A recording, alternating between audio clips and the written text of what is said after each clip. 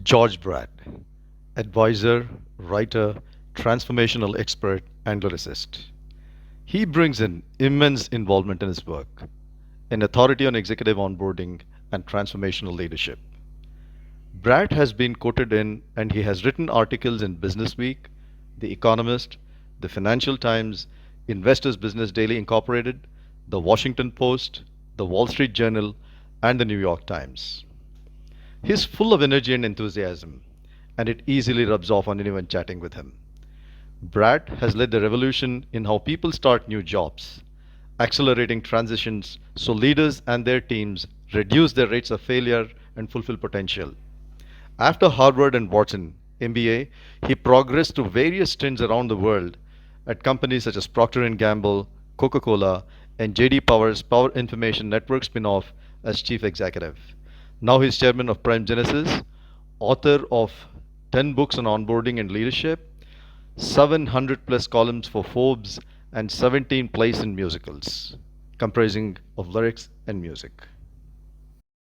You work with some of the top companies in the world.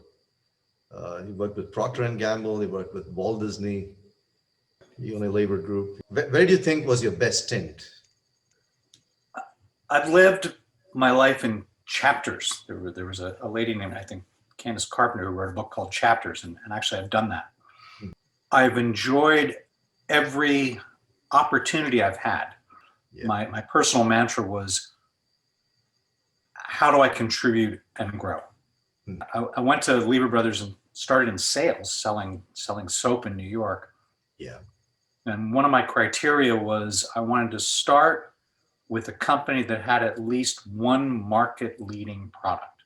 Right. And so I worked there in sales and sales management, and it was fabulous. And those sales skills have carried me forward forever. Mm-hmm. After business school, I switched from Unilever to Procter& and Gamble. We just invested in training and development, and I took advantage of it. And it was wonderful. Okay. And then I had 6 years with Coca-Cola as head of marketing for the UK, vice president of marketing information and planning for Japan, and then deputy president and region manager for China. And that was just wonderful because that was marketing, general management, big brand, global stuff. Yeah. And I love that. There was a lot there that we just adored about it. Yeah. I suppose the approach of win-win is something which is a lot more sustainable, a lot more profound, meaningful, and kind of works well in different ways.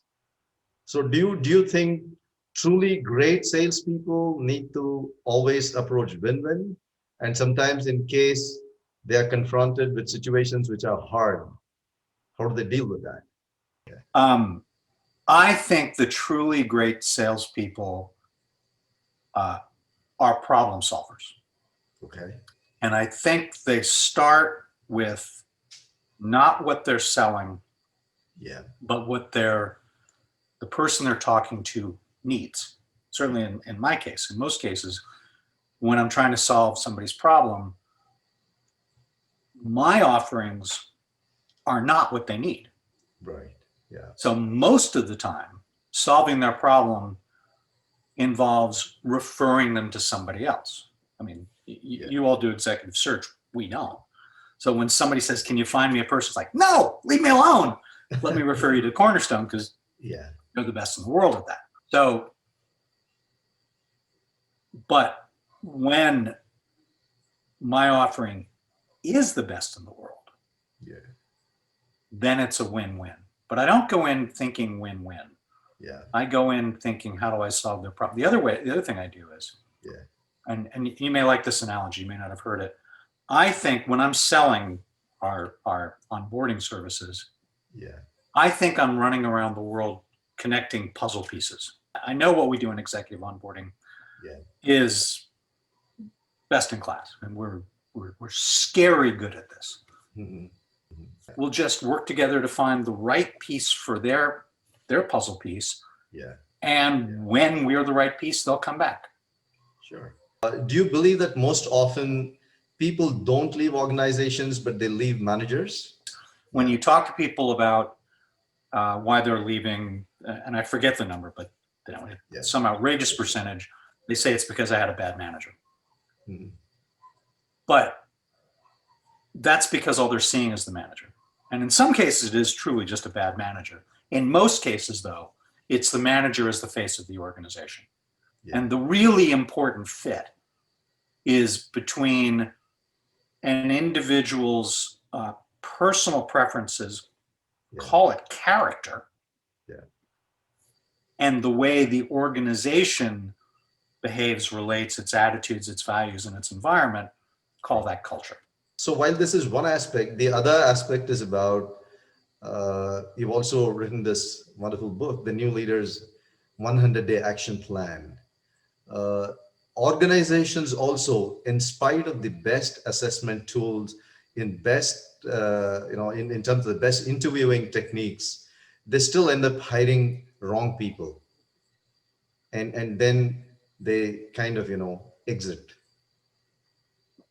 So how do you think this can be brought down? How is this to be minimized and kind of eliminated, if that's a possibility? So people fail in jobs primarily for one of three reasons: poor fit, poor delivery, or a poor ability to adjust to changes down the road. Changes down the road, that involves their ability to be flexible, their agility, their ability to build relationships so that people help them understand the changes down the road. So that's down the road. The root of that failure is often in drafting the job description and creating the position, and the organization not being realistic about what they expect their new leader, their new hire to do, and what resources they're going to give that person to do. The resources, the accountability, the authority. So there's a mismatch there. So first part of the answer is, what organizations can do is get their own house in order first before they hire anyone. So that's one. And you know this, there are only 3 interview questions. Will you love the job? Can you do the job? And can we tolerate working with you? Right. And fit is the tolerate working with you is, on the one hand, the overlap of a new leader's preferences around the way they like to behave, the way they relate to others, their attitudes, their values, and the environment that they will thrive in, and that of the company. At a whole other level, though, it goes to their motivation. So motivation and fit are just so closely related. And through the years, I've learned to think that everyone's first interview question should be, why would you want this job? If you are a mission-driven company, organization, if the whole organization is focused on doing good for others, you better hire people like that. If you're a professional service firm or the like, where what really matters is the individual's skills and strengths, you better hire for that. And if you're a greedy investment bank where all you care about is making money, make sure you're hiring greedy people. Well, that's in a way the cultural and value fit. So what, along with interviews, if deployed, would help organizations and executives make the right choices? I'll give you my perspective, but I'm not holding myself up as an expert in this one. I've come to believe that the best predictor of future success is past success. The best predictor of future behavior is past behavior. So ideally, you want to hire somebody you know. Or, failing in that, if people have done good work in environments that I understand, then that will have credibility. Interviewing, absolutely right. Interviewing is awful, and it's not predictive. It's tough. Early on in my career, I learned about behavioral interviews, and I still love those. And my interview questions after why would you want the job are, give me an example of a time when you did this. If you couple that with really good assessments and really good reference checks, you can reduce the risk of of hiring the wrong people. The choice of your field of onboarding, the very extensive and deep work that you've done, did it happen by design? When I was done with JD Power and Associates, I said, I don't need to do this corporate thing anymore. I think there's a need for this. And I think there's a problem to be solved and nobody's solving it. And I'm going to build a business solving that problem. And we're sitting here 18 years later and we've done well. Now, through 18 years, George, you have seen organizations which have very accomplished people, experienced people. And then in the last 10, 15 years, we see a lot of young people becoming CEOs. What kind of struggles do you witness in organizations, given this kind of a phenomenon? So I'm going to play on two dimensions. There's hierarchy versus merit and closed-minded versus open-minded. Okay. So where it works best is where the organization and the people have a mindset of merit, of having the best leaders at the best time based on their strengths, as opposed to a hierarchy, and certainly a hierarchy based on age. If you've got an organization where people are closed-minded and they think, we need to do things the way we've done it before, and I can't learn anything from somebody more junior to me, it doesn't work. Whereas if the organization, if the culture of the organization and the people in the organization are more open-minded and they're open to new ideas, then it does work. Here, I'll read you a quote. Our youth now love luxury. They have bad manners, contempt for authority. They show disrespect for their elders and love chatter in place of exercise. They no longer rise when elders enter the room. They contradict their parents. They chatter before company, gobble up their food, and tyrannize their teachers. When do you think it was? Last year, year before? What year is that from? Maybe several decades. Several decades, yeah. So that's Plato quoting Socrates. Wow. We're talking so this generational problem, it's not a new problem. Right. Every generation thinks the next generation doesn't know what they're doing. What's different this time now, and it is different, is the internet and access to data has made the younger generations hugely different. One is they have access to everything. So it's much less about what you know than about your ability to find information. So what we've got is we've got young people with unlimited data, and they're having a harder time making sense of it. And so where the generational stuff works best is where the elder people don't try to control the data, but add their experience to help people up, down, or across make sense of the data. And the ones that adapt survive, the ones that don't adapt do not survive. So the organizations and people that can't bring in new ideas at any level, they're going to fall behind.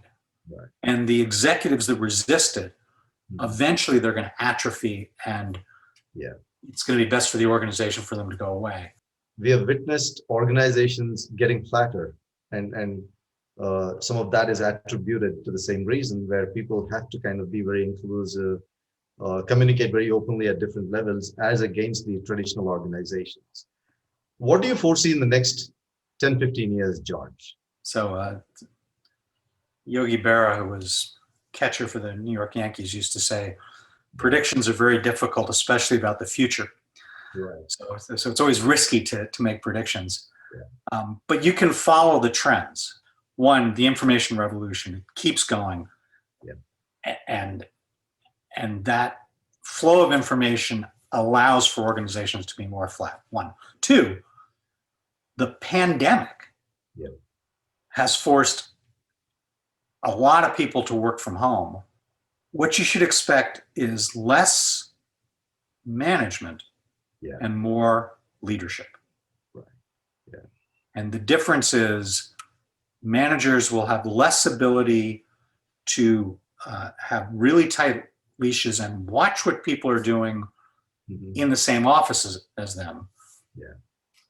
Okay. So the organizations and the managers that thrive in the new environment will find a way to leverage the technology and their time to lead by inspiring and enabling others much more than they are managing and directing people tactically. I'd like to cover a little about the books you have written, George. There you go. Yeah. So, there are 28 of them. So I've written, it really does depend on how you count it. So I've written 10 business books. We have one getting published next year. Yeah. 2 of those are multi-volumes. Yeah. And then I've written, on top of that, 2 parenting books and 18 fiction books, which are the books to my musicals.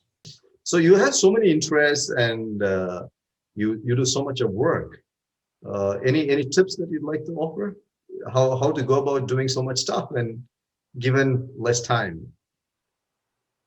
Oh, I have lots of time. All right. So the reason I have lots of time is I think of my life in 3 buckets. Okay. How do I contribute to individuals? How do I contribute to knowledge? And how do I contribute to joy? And I wake up every morning just trying to figure out those 3 things. Okay. And I start with contributing to individuals, which is my family and my friends, and what can I do there? Yeah. And then I think about how do I contribute to the individuals that we're helping through our consulting with PrimeGenesis. Bucket 2 is how do I contribute to knowledge? And that's my books and my articles. One of my Wharton professors, Len Lodish, told me it's better to be vaguely right than precisely wrong. Yeah. And then one of my partners, Roger Neal, taught me this concept of best current thinking. And the idea there is you get your best current thinking, and then you get other people to help you. Okay. And then you add their thinking and it gets better and it gets better and it gets better. Yeah. Both of those are about leverage. The third bucket is contributing to joy, which is my musicals. And that's how I fill in my free time, is either thinking about or writing the book, the lyrics, or the music. Wonderful. Again, I'd like to get a glimpse of what changes has executive onboarding witnessed in the last decade or so. The changes have been nuance and context. Okay. The fundamentals are just common sense. Kind of anybody that goes through our program looks at it and goes, George, this is just common sense. Right. They like our structure. Second thing we've done is we've given these people leverage, because we come in and we people we work with, they deliver because we force them to get people aligned around strategies in their first 30 days. We force them to put in place a strong operating process so things actually happen. We force them to take a hard look at their organization and put in place an organizational change. We give them the leverage for that. The work we do in executive onboarding, it's really just one big con game. Let's say more. Why do you say it's a con game? It is a con game. Yeah. And what we do is we reach inside of these people and we really learn to understand their strengths. Yeah. And we find ways to help them leverage the strength and then compensate for their gaps. Okay. And by doing that, we give them confidence in themselves. Yeah. The other thing that's changed has been, oh yeah, I mean, it's huge. The Brave tool that we created, which looks at different dimensions of behaviors, relationships, attitudes, values, and the environment, has made a huge difference in allowing people to understand relatively quickly what it's going to take to fit, what sort of people they should hire, what they're getting into. And by making the fit easier, that's made a huge difference in executive onboarding. Any ongoing near future new kind of deployments that you see here, George, in the area of executive onboarding? So my new book, Influence and Impact. You know, executive coaches will use this more than people doing executive onboarding. But inside of it is that people that struggle in jobs, for the most part, struggle because they're doing the wrong job, because they don't understand what their boss and their organization really need. And even if they're doing the right job, they're not fitting into the culture and they're not doing it the right way. So the heart of this book is that you can enhance your influence and impact by focusing on the mission critical parts of your role and adapting to the culture of the organization. In a matrix organization, if people in the matrix are thinking, what do I need to do? And what does my group need to do? And how do we deliver our part the best? They fail. Okay. They only succeed when people in a matrix organization say, okay, what do we need to do? And then there's flexibility working across the matrix where people, instead of trying to do this, are trying to push it out. And they go into every meeting saying, okay, what are we going to do together? As opposed to what do I need to do? Right. Yeah. So which brings us to another issue here, George. So while you're doing the executive onboarding, now let's say you have 2-3 different individuals in the organization at fairly prominent roles. And there may be instances where it is not completely in sync with these criteria.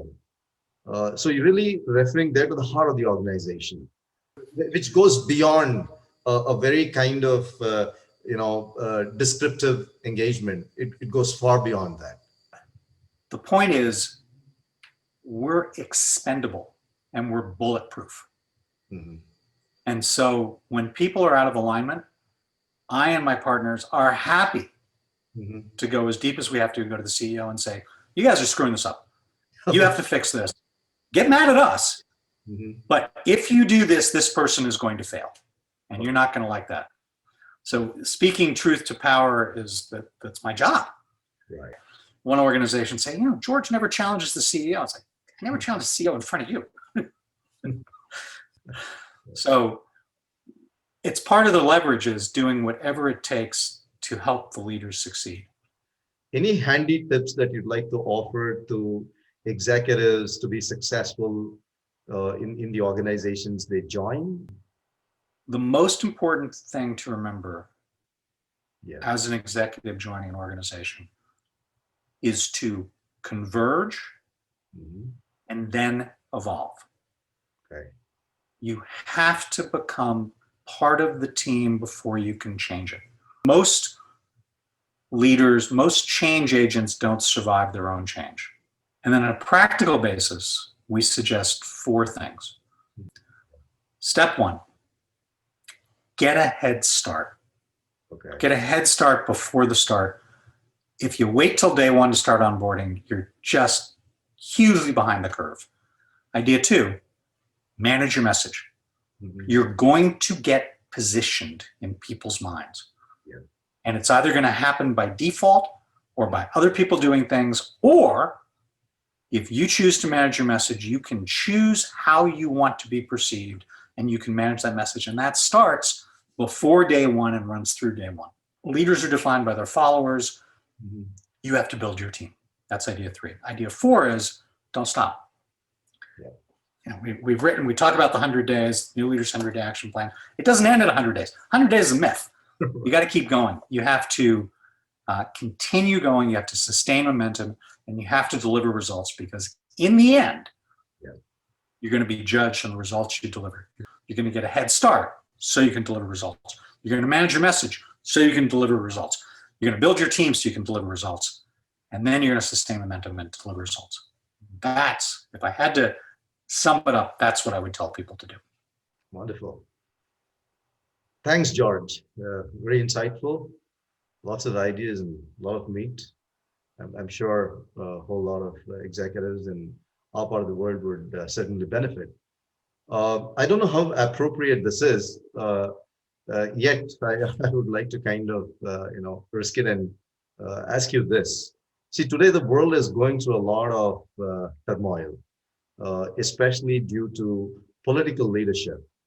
So while a lot of work has been done in the corporate space, what kind of similar things can happen? For instance, this whole concept of executive onboarding.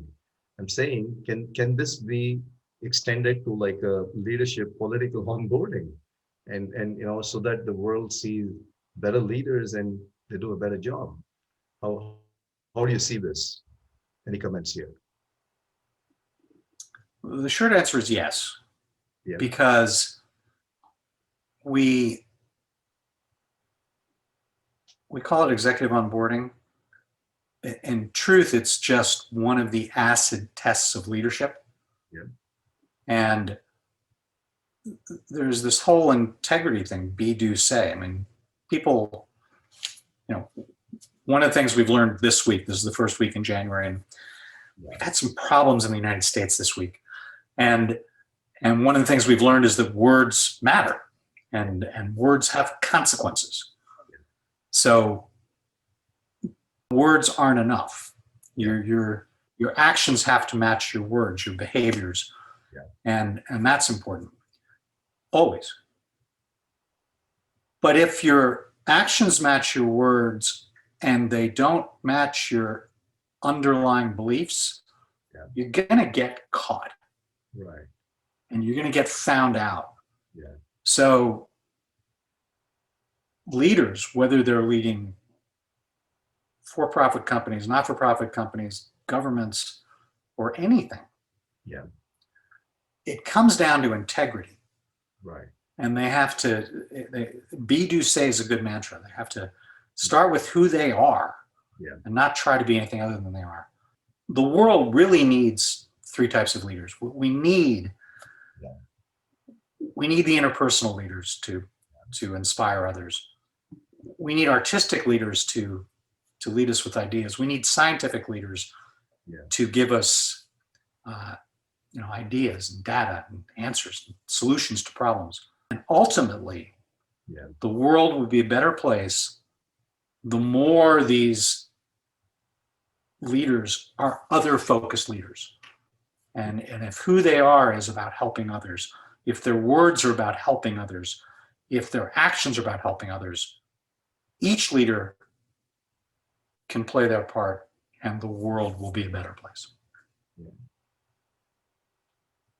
Great. Thank you so much, George. My pleasure. Enjoyed it. It was just like a very interesting discussion, conversation, lots of insights.